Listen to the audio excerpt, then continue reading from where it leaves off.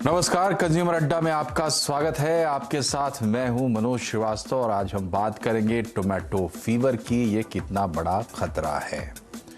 और tomato fever की बात हम इसलिए कर रहे हैं क्योंकि एक तो ये नया टर्म है और ये जिस तरीके से इस टर्म की एंट्री हुई है उसके बाद चर्चा सब जगह है कि आखिर ये है क्या। और इससे पहले HFMD नाम की जो डिजीज चल रही थी उसके साथ इसका तालमेल क्या है, ये भी एक बड़ा सवाल है लोगों के मन में। तो इसी पर आज हम करेंगे चर्चा। लेकिन पहले आपको बता दें कि ये टर्म टोमेटो फीवर या टोमेटो फ्लू कैसे आया चर्चा में। दरअसल इस पर एक चेतावनी आप कह सकते हैं आई लांसेट जर्नल में। हेल्थ जर्नल जो जानी मानी है, कोविड के दरमियान सारे लोग जानते हैं कि लांसेट क्या है। लांसेट ने कहा कि केरल में कुछ केसेस मिले हैं और जब उन्होंने रिपोर्ट दी थी तब तक उनके मुताबिक 82 ऐसे केस थे जिनमें मरीजों में चिकनगुनिया और डेंगू जैसे लक्षण देखे गए। और एक खास लक्षण ये था कि उनको दाने होते थे, मरीजों को छोटे छोटे दाने जो टमाटर के आकार के थे, लाल लाल, इसलिए टोमेटो फ्लू नाम पड़ा। और इसका शिकार जो है ज्यादातर छोटे बच्चे हो रहे थे, खास करके 5 साल से छोटे बच्चे। और इन फफोलों के चलते ही इनका नाम जो है टोमेटो फ्लू पड़ा। अब ये केरल से शुरू हुए तो उसके बाद तमिलनाडु और कर्नाटका में, उसके बाद फिर थोड़ा उड़ीसा में भी इसने पैर फैलाए हैं। ऐसी खबरें अब मिल रही हैं कि देश के कई राज्यों में टोमेटो फ्लू है।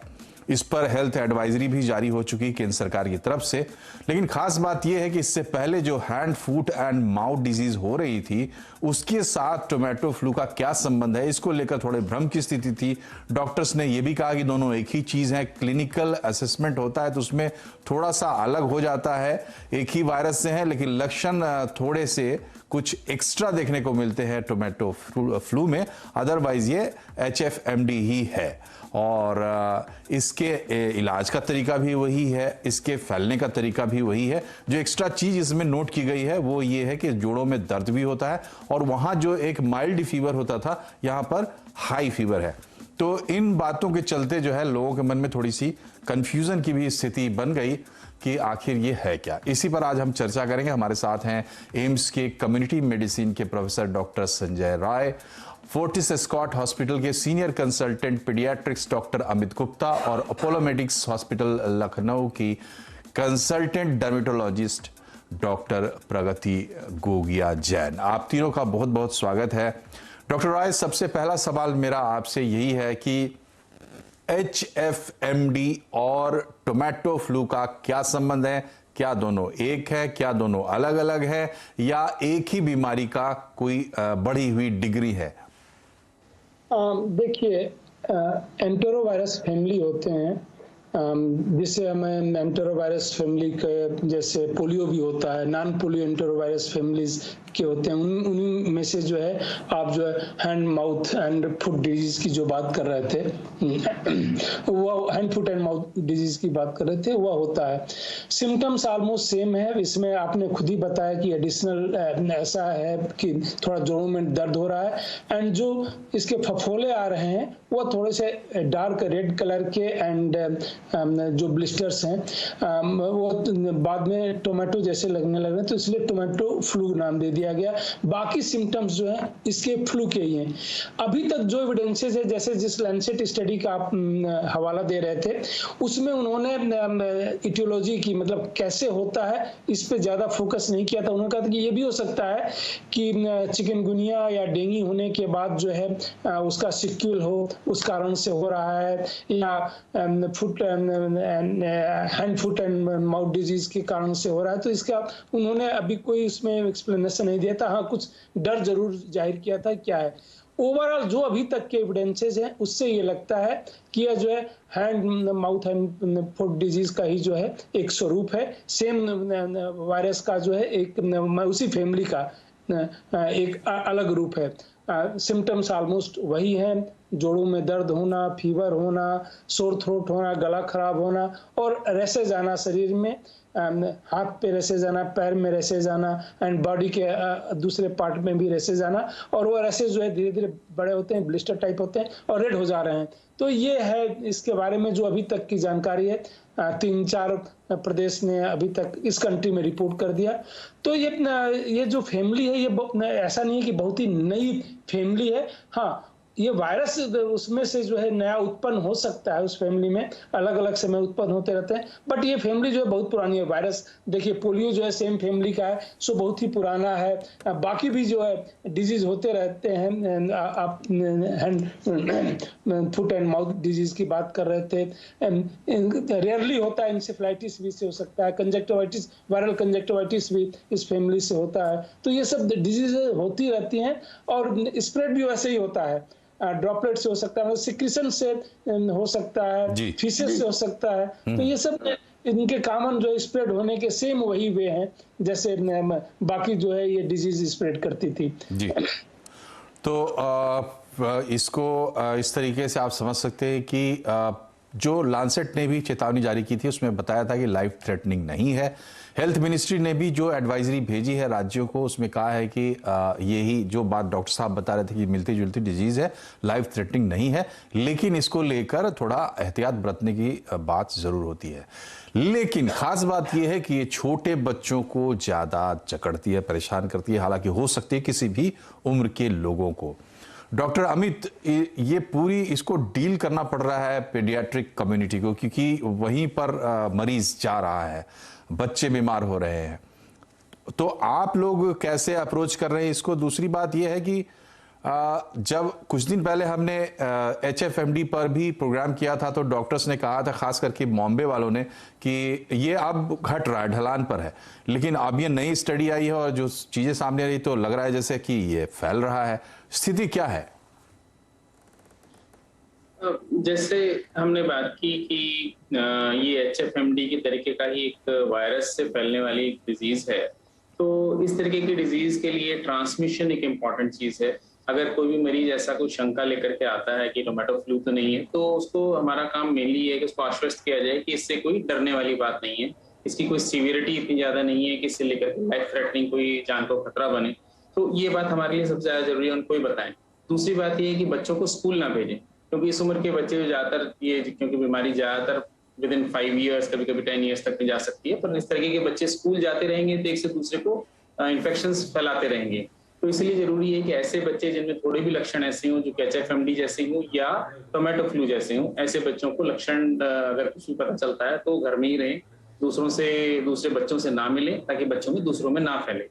जैसे किसी भी तरीके के एंटेरोवायरस फीवर के अंदर ऐसा होता है जो कि इस फैमिली का जिसका पॉजिशन है, जिसकी वजह से डिजीज है, उसमें होता है, उसमें यदि हम हाथ साफ नहीं रहे, गंदे हाथ मुंह में डालें बच्चे, तो उससे ये चीजें होने के चांसेस हो सकते हैं। यदि किसी इन्फेक्टेड पर्सन के सलाइवा या स्टूल या कोई सिक्रीशंस कुछ अगर हैंडल करते हुए अगर रहता है तो ऐसा हो सकता है। कोई भी बच्चे घर में दूसरे 2 बच्चे अगर हैं तो उन बच्चों के लिए छींकने समय या ऐसे किसी समय पर जहाँ पर सिक्रीशंस फैल सकते हैं, उन सब का ध्यान रखने के लिए हमारा एक संदेश ये रहता है कि करना।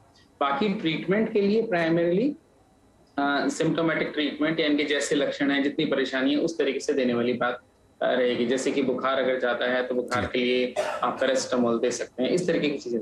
जी डॉक्टर जैन, ये बताइए कि अभी इसमें जो सबसे बड़ा मैनिफेस्टेशन है या जो बीमारी का नाम जहां से डिराइव किया गया है टोमेटो फीवर या टोमेटो फ्लू, तो वो ब्लिस्टर्स के चलते किया गया है। तो स्किन के हिसाब से, डर्मेटोलॉजी के हिसाब से इस बीमारी को कैसे देखते हैं आप, और क्या प्रिकॉशंस लेने की जरूरत है उस फील्ड में? देखिए, जैसे आप जानते हैं ये it's a self limiting disease है, अपने आप ठीक हो जाती है। इसमें मेन चीज़ जिसकी हमें ज़रूरत है वो है अच्छी हाइजीन मेंटेन करने की। बच्चों में बहुत अच्छी रोगों से लड़ने की शक्ति होती है, ये इसको अपने आप ठीक कर लेगी। हमें जो प्रिवेंट करना है कि इसके ऊपर और कोई इन्फेक्शन ना हो, तो उसके लिए साफ़ सफाई रखिए, नहाना नहीं छोड़िए।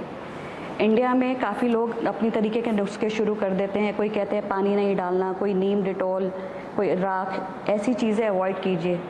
सफाई एक बड़ी आसान सी चीज़ है जो सबको मेंटेन करनी है, और कोई अलग तरीके के फॉर्मूले नहीं आजमाने। मेरी सिर्फ सिंपल सी यही एडवाइस है, नहाइए और साफ़ सुथरा रखिए, हाइजीन मेंटेन कीजिए।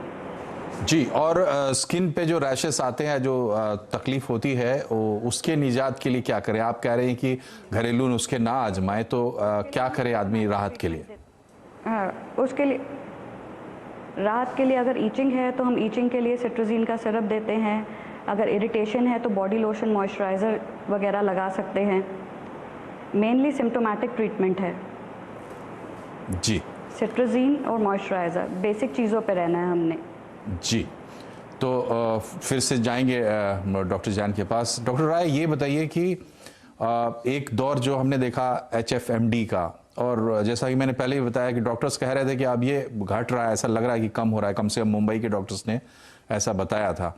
तो क्या ये वही वायरस जो है वो अपना रूप बदल के कुछ मॉडिफाई होके इस तरीके से आया है और ये फैलेगा? अभी इसको लेके किस तरह की, मतलब फैलने को लेकर किस तरह के अलर्ट की जरूरत है? देखिए, ये जो एंटेरो वायरस फैमिली होती है, म्यूटेशंस हो सकते हैं, वायरस किसी में भी म्यूटेशंस हो सकते हैं, पोलियो में भी म्यूटेशंस होते रहते हैं, बट वो म्यूटेशंस यूजुअली होने के बाद वो वायरस, नया वायरस जो है सर्वाइव नहीं करता। इसलिए आप देखिए तो वैक्सीन भी हमारा वही इफेक्टिव रहता है, ये सब रहता है।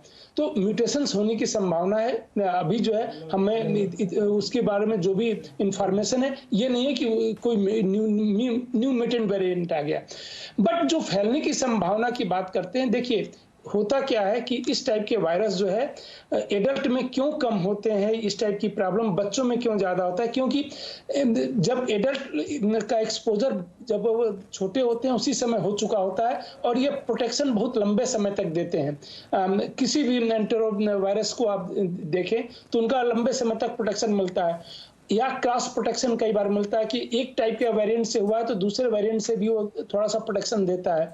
इसके कारण से जो है एडल्ट में होने की संभावना कम रहती है। इम्यूनो कम्प्रोमाइज कोई हो तो हो सकता है, क्योंकि ऑलरेडी हम मान के चलते हैं कि एक्सपोजर हो गया। बच्चों में चूंकि वो एक्सपोजर नहीं हुआ होता है, तो इसलिए ये डिजीज जो है बच्चों में ज्यादा कॉमन है, फैलेगा, क्योंकि स्प्रेड जो है जिस तरीके से अनहाइजीनिक कंडीशन में, जैसा डॉक्टर साहब बता रही थी, अनहाइजीनिक कंडीशन रहेगा तो फैलेगा। हमें जो है सेम हाइजीन मेंटेन करना है। अच्छा, अगर हम हाइजीन मेंटेन करके रखते हैं, एक सबसे इंपॉर्टेंट मैसेज जो इसमें जा सकता है प्रिवेंशन के लिए, वो हाइजीन मेंटेन करना, जो शायद हमारे तो कल्चर में था, बार बार हाथ धोना, अपने आसपास सफाई रखना। इन दो चीजों का अगर हम ध्यान रखें, चाहे जिन बच्चों को भी इस टाइप की कोई भी बीमारी होती है, फ्लू टाइप के सिम्टम्स होते हैं, उनको अगर हम थोड़ा सा आइसोलेट करके रखते हैं, कई बार होता है कि आइसोलेशन पॉसिबल नहीं है, क्योंकि सिर्फ सिम्टोमेटिक नहीं, एसिम्टोमेटिक भी इसको स्प्रेड करते हैं सारे इस फैमिली के जो है। तो एसिम्टोमेटिक या यूजुअली जो है इन्फेक्टिविटी जो है 7 डेज तक अच्छी खासी रहती है, सिम्टम आने, सो फर्स्ट 7 डेज रहती है, सिम्टम डिसअपियर रहते हैं, तो ज्यादातर केसेस में इन्फेक्शन वो स्प्रेड नहीं करते हैं, बट फिर भी कुछ केसेस में इवन उसके बाद महीनों तक स्प्रेड कर सकते हैं। तो कंप्लीटली इस डिजीज को रोक पाना संभव नहीं होता कि कंप्लीटली खत्म कर दे। हाँ, उसका जो है प्रकोप कम हो जाता है। कई बार जो है सीजनल वेरिएशन जब होते हैं तो वायरल का सर्वाइवल जो है बॉडी के बाहर जो है कम नहीं होता, वो अपने आप जो है, जैसे जब एक्सट्रीम कोल्ड आता है, एक्सट्रीम हॉट आता है, उस समय डिजीज नहीं होती हैं। तो ये सब है। अभी हम नहीं कह सकते कि बहुत ही तेजी से फैलने की संभावना है, लेकिन हमें अपने सर्विलेंस सिस्टम को मजबूत रखना चाहिए। और ऑलरेडी जो है प्रोएक्टिव, देखिए कुछ केसेस केरला से रिपोर्ट हुए, फिर तमिलनाडु से रिपोर्ट हुए। गवर्नमेंट ने प्रोएक्टिव रोल लेके जो है इवन एडवाइजरी भी जारी कर दी। तो हमें अपने सर्विलेंस सिस्टम को स्ट्रेंथन रखना चाहिए कि कहीं बिहेवियर उसका जो है वायरस के बिहेवियर को मॉनिटर करना चाहिए। हो सकता है कोई म्यूटेंट वेरिएंट आ जाए और वह ज्यादा प्रॉब्लम आगे कर दे, इवन हो सकता है एडल्ट में भी प्रॉब्लम करने लगे, प्रीवियस एक्सपोजर जो है प्रोटेक्शन ना दे, लेकिन ऐसा अभी तक कोई एविडेंस नहीं है, इसलिए बहुत पैनिक की जरूरत नहीं है, बट उस पर नजर रखने की जरूरत है। जी, सावधान रहने की जरूरत है। एक्चुअली जो अभी तक हुआ यही है, चाहे लांसेट ने किया हो, चाहे भारत सरकार ने किया हो, कि अलर्ट किया है लोगों को इसके बारे में। डॉक्टर अमित, ये बताइए कि जिन लोगों को, जिन बच्चों को ये प्रॉब्लम होती है, उनके लिए उनके इलाज के हिसाब से जब तक वो इस बीमारी की जद में है, तब तक आपकी क्या एडवाइस होती है पेरेंट्स के लिए? पेरेंट्स ऐसे बच्चों के खाने पीने का विशेष ध्यान रखें, क्योंकि ऐसे बच्चे कई बार फीवर होने की वजह से उनमें पानी की जरूरत जनरली ज्यादा होती है। तो ऐसे में पानी बार बार पिलाते रहें, पानी थोड़ा सा ज्यादा देने की कोशिश करें। कई बार मुंह में छाले होने की वजह से बच्चे खाने पीने में थोड़ा सा उतनी अच्छी तरह से सक्षम नहीं होते हैं। तो इन बच्चों के लिए खाने पीने के लिए हमें थोड़ी सी सेमी सॉलिड टाइप की चीजें दी जा सकती हैं जो थोड़ा सा मुंह में इजीली स्वेलो की जा सके। कुछ बच्चे जो बिल्कुल कुछ नहीं खा भी पा रहे हैं या किसी का पेशाब भी अगर कम होने लगा है तो ऐसे बच्चों को कभी कभी हमें एडमिट करने की जरूरत हो सकती है ताकि उनका डिहाइड्रेशन को एड्रेस किया जा सके। तो इसके लिए यूरिन का ध्यान रखना, कितना बच्चा खा पी रहे हैं इस बारे में ध्यान रखना एक इम्पॉर्टेंट चीज है।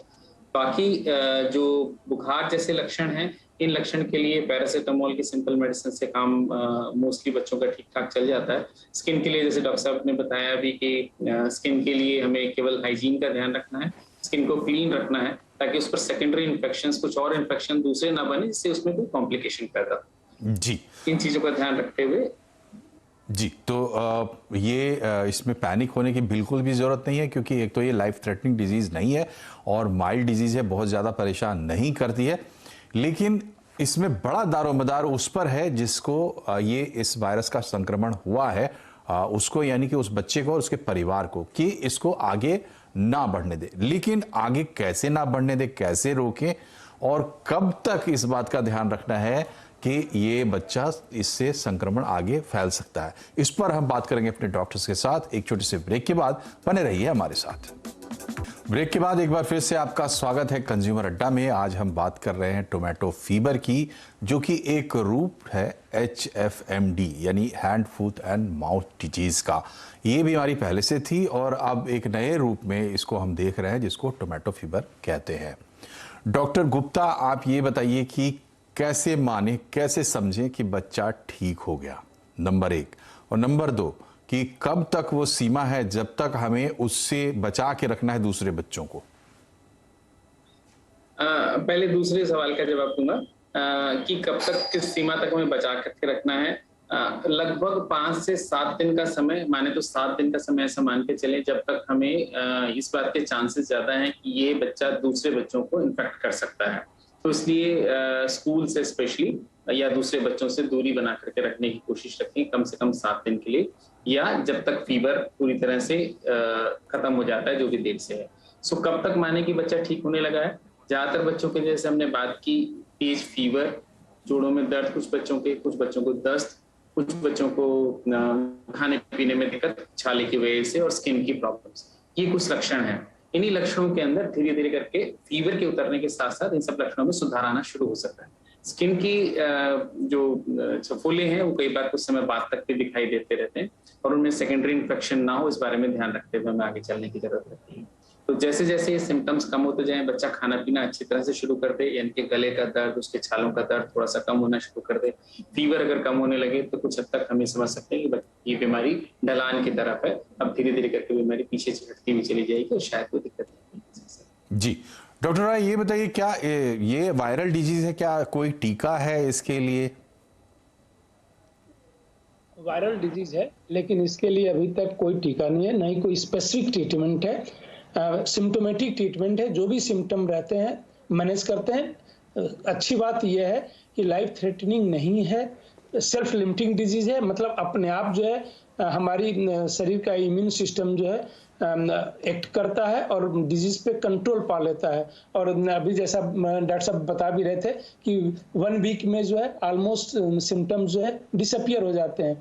थोड़ी सी इसमें जो प्रॉब्लम अभी आ रही है, ये जो ब्लिस्टर्स हैं ये थोड़े पेनफुल ब्लिस्टर्स हैं। यूजुअली हमारे जो है हैंड, फुट, माउथ डिजीज में जो है उतना पेनफुल ब्लिस्टर नहीं रहता था। तो जो केसेस थोड़े रिपोर्ट हुए हैं उनमें थोड़े पेनफुल ब्लिस्टर्स हैं, वो एक थोड़ा सा कंसर्न है, बट वो अभी जो है सिम्टोमेटिक ही मैनेज करना है। लेकिन कोई वैक्सीन नहीं है इसके लिए अभी जो है कि उसको प्रिवेंट करना है करने के लिए। डॉक्टर जैन, ये बताइए कि ये जो ब्लिस्टर्स हो रहे हैं या जो दूसरे भी निशान आ रहे हैं स्किन पर, लॉन्ग टर्म में इनका क्या होगा? क्या उसके लिए भी कुछ प्रिकॉशंस की जरूरत है बीमारी के रहते हुए? देखिए, लॉन्ग टर्म पे जितने भी ब्लिस्टर्स होते हैं बहुत सुपरफिशियल होते हैं। जब ये हील होते हैं ज़्यादा से ज़्यादा थोड़ा कलर वेरिएशन दे सकते हैं जो टाइम के साथ अपने आप रिजॉल्व हो जाते हैं।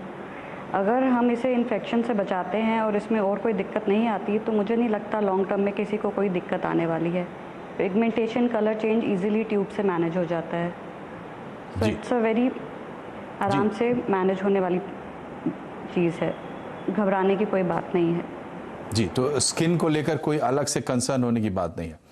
अच्छा डॉक्टर साहब, थोड़ा विषय को विस्तार कर देते हुए मैं एक सवाल आपसे पूछ रहा हूँ डॉक्टर रॉय, ये क्या कोविड पैंडेमिक में हमारी जो ट्रेनिंग हुई है या जो अवेयरनेस हमारे बीच में बनी है वायरस को लेकर, उसके चलते भी हम ज़्यादा वायरल डिजीज़ पे चर्चा कर रहे हैं, जबकि ये डिजीज़ थी हमारे बीच में पहले से भी, और अब जो है हम हर चीज़ पे ज़्यादा अलर्ट हो गए हैं, जो हो सकता है कि एक अच्छी बात भी हो।